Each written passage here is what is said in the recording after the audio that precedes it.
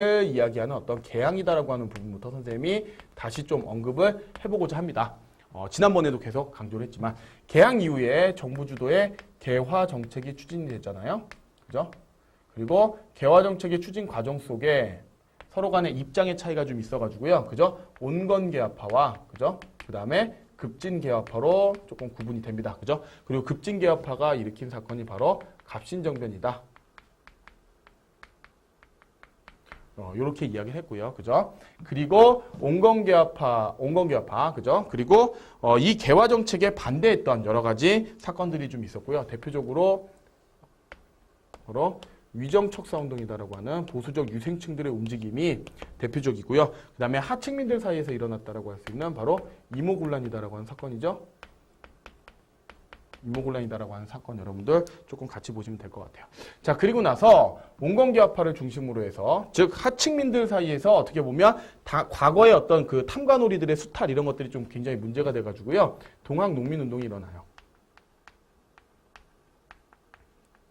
동학농민운동이 일어나고 동학농민운동 과정 속에 이제 청나라와 일본 군대가 국내에 이제 들어오게 되면서 청일전쟁이 벌어지고요. 일본이 강제로 경복궁을 점령하게 되면서 청일전쟁을 일으키고 그 다음에 자체적인 압력을 가해서 우리가 일본의 강요에 의해서 이제 근대적인 개혁을 시작합니다. 바로 그 개혁이 바로 이 온건개화파 쪽에서 주도해서 진행됐던 갑오을미개혁이에요.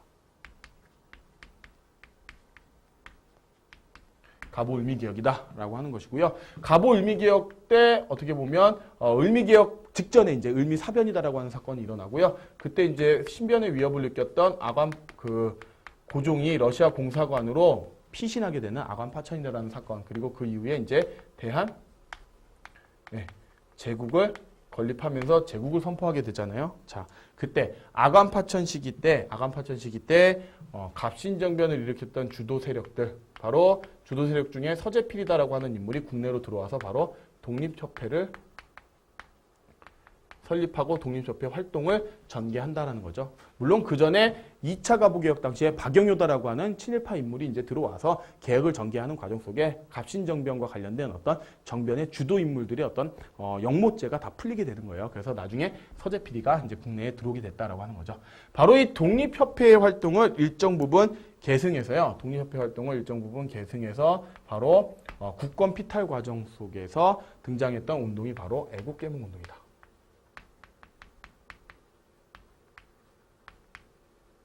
애국개몽운동이다라고 하는 거죠. 그래서 애국개몽운동이다라고 하는 건 독립협회를 일정 부분 계승했고요. 그죠? 그래서 이들이 생각하는 것들은 이제 사회 진화론이다라고 하는 부분을 조금 일정 부분 수용했다. 그래서 어떻게 보면 제국주의 열강의 침략 의도를 좀 파악하지 못했다라고 하는 부분 여러분들 좀 같이 보시고요. 애국개몽운동을 전개했던 어떤 단체들의 특징점이다라고 한다 그러면 교육이라든지 아니면 문화 또는 경제적인 어떤 실력 양성 이런 곳에 주력했다라고 하는 특징점을 보인다라고 하는 거죠. 자, 그러면 이런 애국개몽운동 단체들이 어떤 단체들이 있느냐? 먼저 보안회다라고 하는 단체 있죠?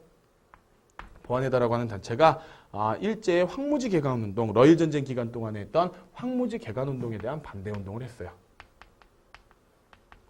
황무지 개간 반대죠. 바로 일본을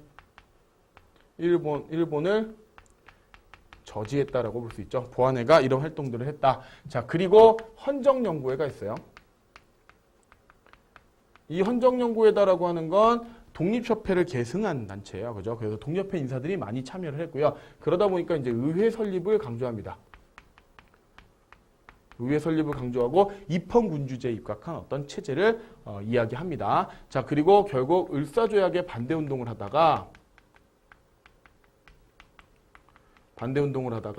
일제의 탄압에 이제 해산을 하게 됐고요.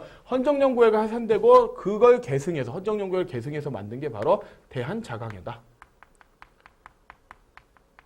대한자광회다라고 볼 수 있고요. 헌정연구회를 계승해서 이때도 이제 입헌군주 체제다라고 하는 걸 주장하고요. 더 나아가서 월보를 간행한다든지 아니면 전국에 25개 정도 되는 지회를 중심으로 해서 활동을 한다든지 또는 뭐 강연회 이런 것들을 적극적으로 진행한다든지 이런 특징들을 좀 보였다라고 하는 거고요. 결국에는 고종 황제의 강제퇴위 반대운동을 하다가 일제에 의해서 해산됐다 라고 볼 수 있습니다. 그 다음에 대한협회가 있는데 대한협회는 그냥 어느 정도 넘어가고요. 그 다음 별도로 이러한 애국개몽운동 단체의 한계를 극복하고자 했던 굉장히 중요하다라고 했습니다. 바로 신민회. 그죠? 신민회 1907년에 결성됐던 이 신민회. 신민회가 해산됐다라고 하는 건 나중에 일제 식민지 시대로 들어가 가지고요. 백오인 사건에 의해서 해산됐다라고 하는 내용이죠. 1911년에 백오인 사건에 의해서 해산됐다. 하지만 신민회는 애국개몽운동 단체의 성격을 그대로 보이지만 이 한계를 극복하고자 했던 어떤 내용들이 분명히 있었다라고 하는 겁니다. 자, 일단 공화정체다라고 하는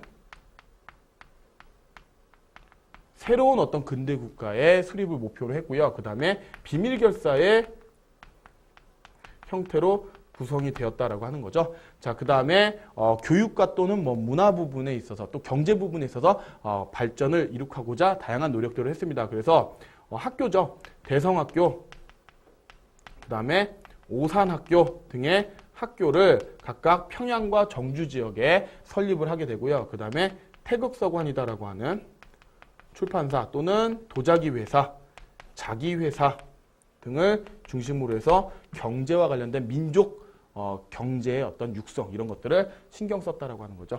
자, 그리고 이제 핵심적으로 뭐 토론회 강연회 이런 거 다 당연하고요. 그죠? 핵심적인 내용으로 바로 기존의 애국개몽운동 단체와는 좀 다르게 국외